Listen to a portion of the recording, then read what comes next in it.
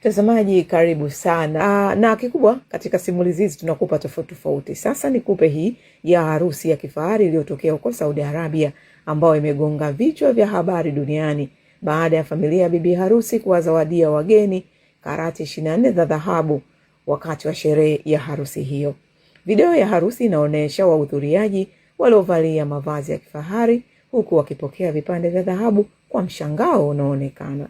Ishara hiyo kuu imezua gumzo kubwa mtandaoni, huku wengi wakiita kuwa sherehe za harusi za kifahari zilizowahi kuonekana, basi hiyo ni mojawapo.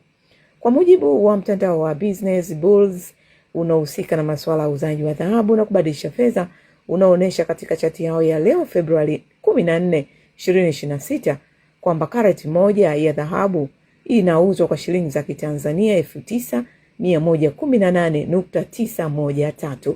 Hivyo kwa kila mgeni kupewa biskuti moja ya dhahabu yenye karati 24, basi thamani yake kwa kila mgeni ni shilingi